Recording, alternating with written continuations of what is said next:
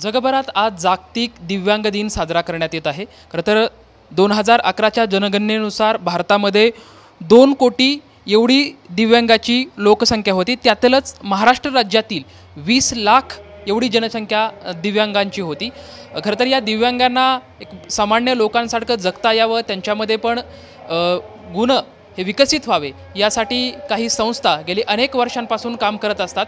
त्यातलीच पुण्यातील एक संस्था म्हणजे कामयानी संस्था। सध्या आपण पुण्यातील गोखलेनगर येथे असलेल्या कामयानी संस्थेमध्ये आलेलो आहोत आणि काही विद्यार्थी दिव्यांग विद्यार्थी आपल्यासोबत आहेत, जे की सुंदर असं हात विणकाम हे करत आहेत आणि आत्ताच त्यांच्या माध्यमातून हे विणकाम करण्यात आले। असे विद्यार्थी आपल्यासोबत आहेत, आपण त्यांच्यासोबत चर्चा करणार आहोत। काय नेमकं तुम्ही काय करताय, काय आधी नाव काय तुझं? शुभम संजय मुरकुटे। बरं, तुम्ही हे काय बनवताय? कापड। अच्छा, काय आनंद भेटतोय? हो। बरं, काय विद्यार्थ्यांकडून म्हणजे हे काम करत असताना शिक्षकांकडून तुम्हाला काय सांगण्यात येतं, कसं शिकवतात ते? चांगले शिकवतात।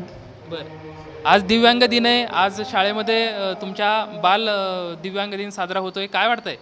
चांगलं वाटतंय, बरं, आनंदी। खरं तर हे आपल्यासोबत विद्यार्थी आहेत, याच कामयानी संस्थेचे अध्यक्ष कुलकर्णी सर पण आपल्यासोबत आहेत, आपण त्यांच्यासोबत चर्चा करूयात। सर, आज दिव्यांग दिन साजरा होतोय आणि सध्या तुमच्या संस्थेमध्ये नक्की काय कामकाज चालतं आणि विद्यार्थ्यांना तुम्ही कसं गुणसंपन्न करता? आज जागतिक अपंग दिन हा सगळ्या जगात साजरा होतोय आणि पुणे जिल्ह्याचा हा दिवस शासनाने आमच्याकडे साजरा केला। सगळ्या 3-4 हजार सगळ्या शाळेतल्या मुलांना आमच्याबरोबर इथे आनंद मेळाव्याला जॉईन केल्यामुळे आम्हाला फार धन्य वाटते आणि we are very thankful to the Maharashtra शासन। त्यांच्या प्रोत्साहनामुळे आम्ही बरंचसं काम करू शकतो। आज मुख्य म्हणजे आमच्या संस्थेचा जी कामयानी मतिमंद मुलांची शाळा म्हणून 4 विद्यार्थ्यांच्याबरोबर सिंधुताई जोशींनी 1964 साली डिसेंबरमध्ये सुरुवात केली। त्याचा आज 60वा वाढदिवस आहे।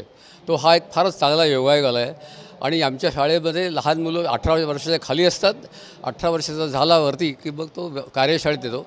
कार्यशाळेत अनेक उपक्रम आमचे चालू असतात। हे हातमागाचं एक आहे, पॉवरलूम आहे, कटिंग आहे, मेणबत्त्या बनवणं, अनेक शिवणकाम आहे, अशा अनेक उद्योग इथे शिकवले जातात।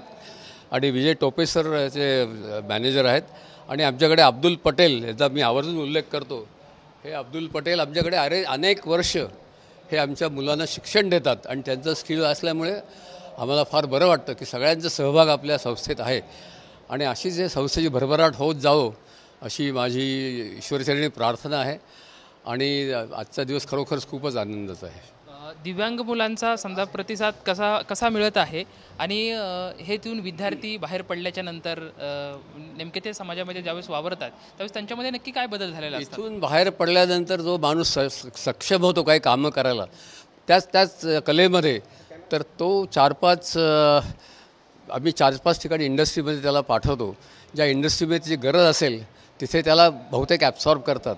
फक्त आमच्याकडे अजून जास्त काम व्हायची गरज आहे या बाबतीत आणि आम्ही सगळ्याच रीतीने काय इथे हाऊसकीपिंगमध्ये शिकवतो आम्ही। काही लोकांना शिवणकाम, मुलींना शिवणकामाचे वर्ग असतात, त्यांना शिकून त्यांना सक्षम करायचं, त्यांना बाहेर नोकरी करावी किंवा स्वतःचा धंदा उद्योग सुरू करावा। आणि साधारण टोटल अबाउट 400 विद्यार्थी आमच्याकडे सगळीकडे आहेत। त्यामुळे आपण सांगू शकतो की वर्कशॉपमधल्या 10% मुलांना आत्तापर्यंत काही ना काहीतरी त्यांचं स्वावलंबी झालेले आहेत आणि काहीतरी उद्योग करायची त्याला संधी मिळालेली आहे।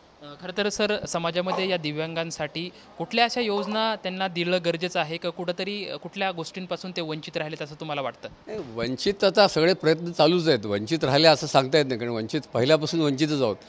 पण आत्ता सध्या आमच्यासारख्या संस्था आणि शासनातर्फे जे प्रयत्न चालू आहेत त्याच्यामुळे बऱ्याचशा जोरात हे काम पुढे चाललेलं आहे आणि शासनाच्या अनेक योजना आहेत।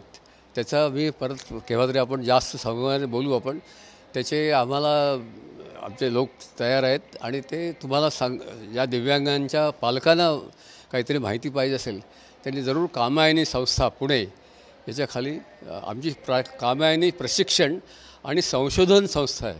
आम्ही संशोधन पण करतो की भारतातल्या दिव्यांग मुलांना काय प्रॉब्लेम असतील, त्यांच्याकरता आपल्याला जास्त काय करता येईल याच्याकरता आपलं रिसर्च डिपार्टमेंट आहे, that is headed by PhD person आणि अनेक पेपर प्रसिद्ध झाले आत्तापर्यंत। आणि खरोखरच आम्हाला भाग्य आहे आमचं की आमच्या ह्या मुलांना आम्हाला त्यांना सेवा करायची आम्हाला सगळ्यांना संधी मिळाली आहे. शिक्षकांचं आणि पालकांचं सहकार्य फार चांगलं असतं आणि त्याच्यामुळेच आपण मुलांना काहीतरी हेल्प करू शकतो.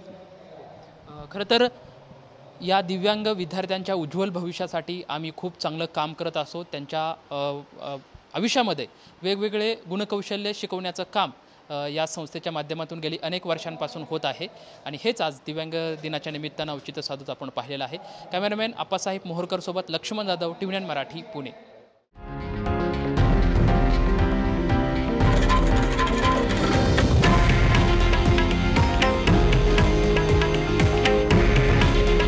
हे आहे देशातील नंबर 1 न्यूज नेटवर्क आणि आपण पाहत आहात TV9 मराठी. काळजी तुमची, हित महाराष्ट्राचं.